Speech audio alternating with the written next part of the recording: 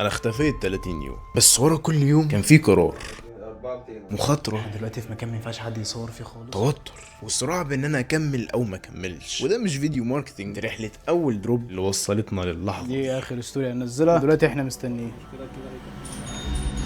ايه الاخبار؟ عاملين ايه؟ يا رب تكونوا بخير. عارف انا اتاخرت عليكم الفتره الاخيره جامد قوي، اسبوعين تقريبا، 3 اسابيع ما نزلناش فيديو. يعني المفروض كانوا هيبقوا اسبوعين بس ونكون خلصنا البراند، لكن حصل مشاكل كتير قوي، ومنهم مشاكل كانت حرفيا مش هتخلينا نبدا البراند دي تمام. في الفيديو ده انا من قلبي عايز انصحكم بالحاجات اللي حصلت الفتره الاخيره عشان ما تغلطوهاش، وفي نفس الوقت هوريكم اللي حصل الفتره الاخيره، لان في فيديوهات كتير احنا صورناها لكن ما نزلناش اي حاجه عشان حرفيا ما كناش هنبدا براند. بس الحمد لله يعني وصلنا لحته يمكن كويس. وحاليا احنا بنصور الساعه 6 الفجر، لحد دلوقتي ما نمناش. فتعالى اوريك الدروب على السريع واللي انا حاليا لابسه دلوقتي، لان هو الصراحه جامد قوي، واحكي لك اللي حصل الفتره الاخيره سريعا كده. تعالى عشان اوريك الدروب بتاع ليستر اسنس. ده الباكجينج بالشكل ده، هتاخده بالشكل الجامد ده. بعد كده اول حاجه لما تفتح الباكجينج هتلاقي الكارت ده، مش هوريك الظهر بتاعه وهتلاقي فيه شويه استيكرات. تعالى بقى نبدا باول حاجه، والبنطلون انا شخصيا لابسه، ان هو الفيت بتاعته مريحه موت، يعني بره البيت جوه البيت في الجيم خارج بيه. ولا اللوجو متطرز بشكل كلين، والخطين اللي في الجنب يعني انا اقل وصفه ممكن اوصفه بيه ان هو شكله سكسي موت، يعني افري داي وير. تاني حاجه بقى هنشوفها، واللي هو التيشيرت اللي انت شايفه قدامك ده. انا شخصيا من اول ما عملته وانا ما بطلش البسه. التيشيرت الفيت بتاعته مختلفه، عندك البلاك 1 وعندك الكريمي 1. التفاصيل بتاعه الكريمي بتبقى باينه اكتر، الانفينيشد من تحت، الخطين اللي في الجنب اللي بينزلوا الايند مع البنطلون، ولو موجوده في الاسود برده بس هي هتبان في الكريمي اكتر، فتحس ان الاوتفيت كامل متكامل. الفيت تحفه مختلفه محدش عملها قبل كده. في تفاصيل كتير ممكن ما اكونش اتكلمت عنها، بس كل ده انت تشوفوه بنفسكم اول ما يوصل لكم الدروب ان شاء الله في البيت. استني رايك في الكومنتس، عجبك ولا لا؟ وانا متحمس جدا لليوم بتاع الدروب. مستنيكم. سلام. عشان ما اطولش عليك في المشاكل، مش عايز الفيديو يكون ممل ولا انا اكون ممل. لو انت مش متابع من الاول، الاسبوع الاول والاسبوع الثاني، فانت كان في تحدي اللي احنا عايزين نبدا الحلم بتاعنا، اللي هو نفتح البراند اللي نفسنا فيها من زمان في 30 يوم. وده سبب لنا مشاكل كتير ما كناش عاملين حسابنا عليها. يعني من الاخر عشان ما اكونش فيلسوف، مش هتعرف المطبات غير لو انت فعلا مشيت في الطريق. ويمكن النصيحه دي تكون كليشيه وانا قلتها تقريبا كذا مره قبل كده، بس حرفيا ابدا مهما كان انت عايز تعمل ايه. انا في حاجه سمعتها وفكرتني بايام زمان لما كنا كلنا بنهكر سبواي او الالعاب اللي زي دي، برنامج اسمه تقريبا لوكي باتشر. لما بتهكر اللعبه بيكون مفتوح لك كل الشخصيات ومعاك مفاتيح بالهبل وكوينز بالهبل، تاني يوم ما بتكملش اللعبه. فين المتعه في انك تبدا وكل حاجه معاك؟ فمختصر الكلام، ابدا، مش شرط يكون معاك امكانيات كبيره، المتعه كلها في الصعوبات اللي انت هتمر بيها وتحلها. الشمس بقت صعبه قوي، تعالى ننزل نكمل الفيديو او حتى نتمشى، عشان المشاكل اللي جايه هي بصراحه كل ما بفتكرها بتخنقني، لانها مش بس مشاكل، هي خسرتنا مبالغ كتير قوي. تعالى بقى نتكلم في تاني مشكله، وده هي ضريبه الاختلاف. مشكله انك تخلق حاجه من الصفر خسرتنا مبالغ كتير جدا، فوق ال 100,000 جنيه، عشان نظبط الفت اللي احنا عايزين نوصل لها. سامبل ورا الثانيه ورا الثالثه ورا الرابعه ورا الخامسه لحد ال20 عشان نظبط الفت اللي احنا عايزين نوصل لها. الفت اللي ما يحسكش انك لابس تيشيرت مربع، تحس انك من شخصيه من شخصيات روبلوكس. فمن المختصر ادي وقت للتجربه بتاعتك، هتلاقي ان انت كل مره اللي عايز توصل له مش هتوصل له فعلا، بس لحد ما تجرب كذا مره هتعرف كل مشكله كانت فين وهتظبطه فعلا في الاخر. ثالث حاجه وهي ان الفلوس في بدايه البيزنس مش اهم حاجه، الفكره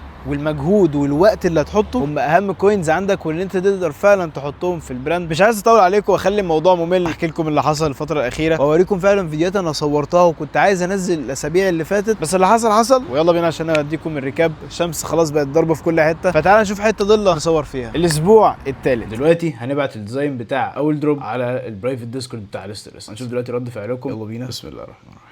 اوكي، الناس دلوقتي عماله بتطلع رياكت، هنعمل برضو افري وان عشان كله يشوف. يعني واضح ان الديزاين فعلا عجب الكل وان هو مختلف. كده قلت لكم ان انتوا لو شفتوه هتعرفوا فعلا انه مفيش حد عمله قبل كده. فالسيرفر بتاع الديسكورد ده كده مش هيتبعت لاي حد، هو هيبقى برايفت ديسكورد لكل الناس اللي مهتمه فعلا بالستريس. انا مبسوط جدا ان هو عجبكم، وان شاء الله على الحقيقه هيعجبكم اكتر واكتر. فالموضوع ماشي كويس لحد ما حصلت مشكله في المصنع مالناش دعوه بيها، وده سبب ان التصنيع هيتاخر، لكن الموضوع ده ما وقفناش وجه الاسبوع الرابع. دلوقتي احنا المفروض هنعمل كلون، ده الكاميرا هنصور بيها، وانا بقى هنا بولع البتاع ده، الثاني يكون ماسك التيشيرت هنا بيعمل كده. هنشوف هنعمل ايه. احنا واخدينه كتحدي اللي احنا عايزين نخلي الاكونت بتاع ليستر اسنس على الانستجرام عليه اكتر من 1000 فولور، لكن الموضوع ما مشاش زي ما احنا كنا عايزين. فعملنا فيديو وما نجحش، الثاني وبرده ما نجحش، الثالث بدا يبان عليه شويه، والرابع كذلك، لحد ما وصلنا لنتيجه انا ما كنتش متوقعها بصراحه. انتم مجانين، وصلنا ل 4000 فولور من غير ما ننزل اي بوست، وحاليا انا بصور الفيديو ده داخلين على 5000 فولور. فبصراحه الموضوع ده ادانا تحفيز اكتر اللي احنا ونكمل في الرحله بتاعه البراند. جه الاسبوع الخامس والحمد لله قدرنا ان احنا نبدا تاني في التصنيع، فنزلنا المصنع بنفسنا عشان نشوف دوره التصنيع ونحاول على قد ما نقدر ان احنا نسرعها، لكن كان في ضغط كبير جدا بسبب الاسبوع اللي كان فيه المشكله، فساعدنا في حاجات كتير بنفسنا. ما انكرش الموضوع كان ممتع جدا بس في نفس الوقت كان مرهق واخد كل مجهودنا. الاسبوع السادس وهنا بقى المتعه كلها ابتدت. يا جدعان ده الداي بتاع الفوتوشوت بتاع ليستر اسنس. ديتيلز يا جدعان. مايكل بيلبس الكوتش ده ديزاينر الكبير بتاعنا حاتم صلاح. بعد ما خلصنا التصنيع والحمد لله استلمنا الدروب كله، جه وقت الفوتوشوت. الفوتوشوت ده بالنسبه لي هو اهم حاجه، بيبين التيشيرت وتفاصيله وبيبين الدروب كله عامل ازاي. يوم الفوتوشوت حصل فيه شويه مشاكل، اللي احنا جينا متاخر والميعاد بتاع الاستوديو قرب يقفل، بس الحمد لله ما تفهمش ازاي طول ما انت بتمشي في الطريق بتلاقي ان ربنا بيسهل لك الموضوع اكتر واكتر، والحمد لله عملنا فوتوشوت قوي قوي. هتقدر تشوف الفوتوشوت على الاكونت بتاع ليستر اسنس. لسه خلصين الفوتوشوت الحمد لله. دلوقتي مش ورانا غير ان احنا نستنى المصور ادري خلص لنا الحاجه بعت لنا بعد الايديت. كان فوتوشوت جامد. في نفس الاسبوع كان في فوتوشوت لازم نعمله بس ما كانش سهل خالص. دلوقتي احنا بنصور اللوك بوك الموجود في الجراج. هو بالنسبه لي ده امتع شوت ممكن اعمله، لان هو ببين فيه الديتيلز بتاعت التيشيرت كلها، سواء مثلا التفاصيل اللي في الظهر اللي في الجنب، كل التفاصيل اللي انت هتشوفها لما تجيب التيشيرت. ده البلاك وده الكريمي وان. يلا بينا تعالى نخلص الشوت بتاع الجراج. طبعا يا جدعان احنا دلوقتي في مكان ما ينفعش حد يصور فيه خالص والجاردز كلهم بره. احنا دخلنا بالعافيه عشان احنا شايفين من المكان ده يطلع شوتس جامده. يعني تعالى بص هنا، ممكن نطلع بشوت من هنا جامده قوي، ممكن هنا، ممكن وانا قاعد هنا او نايم على السلم. اخيرا خلصنا. يوم النهارده كان طويل بس انا كنت مستمتع جدا. طلعنا بشوتس جامده قوي، كل ده يستاهل الدروب اللي هينزل. ستي توند لكل الفيديوهات لكل الشوتس. لو انت مش عامل لي فولو على الانستجرام، لو انت مش عامل فولو ليستر اسنس على الانستجرام، فروح اعمل فولو عشان تشوف كل الشوتس ديت وبس كده. والحمد لله خلاص الدروب خلص والباكجينج طلع وكل حاجه بقت موجوده وجاهزه ان هي توصل لكم، بس فاضل احنا نخلص الموقع ونتعاقد مع شركه الشحن عشان كل حاجه توصل لكم بسرعه ومن غير اي تاخير ان شاء الله. اشوفكم ان شاء الله دروب داي ونشوف هل فعلا الرحله دي كلها نجحت ولا لا. النهارده يوم 15 في الشهر، شهر 6، يوم الدروب. فاضل 8 دقايق على الدروب وبصراحه انا متحمس جدا وشويه متوتر، او مش شويه هو كتير متوتر، بس ان شاء الله خير. ودلوقتي بعتنا اللينك بتاع السايت بتاع ليستر اسنس على البرايفت ديسكورد بتاع ليستر اسنس. بس احنا دلوقتي مستنيين بنجهز البوست اللي هننزله ونعرف الشباب فيه ان الدروب خلاص.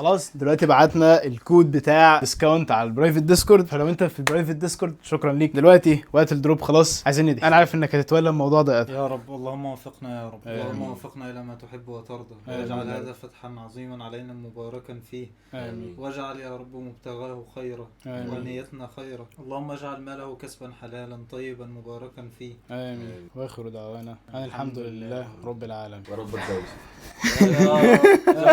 يا رب.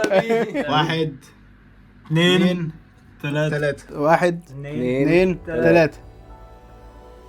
ايوه مشكلة كده. بالراحه ما دونت اوفر وورد يا اسطى 2 تورد. نرجع اللعب اوت يا جماعه. جيزه ايجيبت. اهلا. الحمد لله الدروب داي عدى على خير، ومستر ادم عامل موقع ما اتعملش زي قبل كده. خش شوف الموقع موجود تحت في الديسكربشن listeressence.com. وخلاص مش فاضل غير ان احنا نباك الاوردرز ديت. الحمد لله يعني ما وصلناش نقعد بالسهل، في حاجات كتير وقعنا فيها، زي دلوقتي حاليا الفيزا بايمنت دلوقتي عطلانه معانا، في اوردرز كتير ما عرفتش تتقبل، بس ان شاء الله على بكره بالكتير جدا تكون خلصت، وبعد كده نوديها لشركه الشحن ومن شركه الشحن توصل لك، او ممكن تلاقيني انا بوصلها بنفسي. فبس كده، رحله صعبه مش سهله وما خفي كان اعظم، بس اللي اتعلمناه ان طول ما انت مكمل هتوصل. فبس كده، مش عارف لو انت شفت الفيديو دلوقتي الدروب هيكون خلص ولا لا. في الحالات كلها روح شوف الموقع بتاع listeressence.com وبس. سلام عليكم.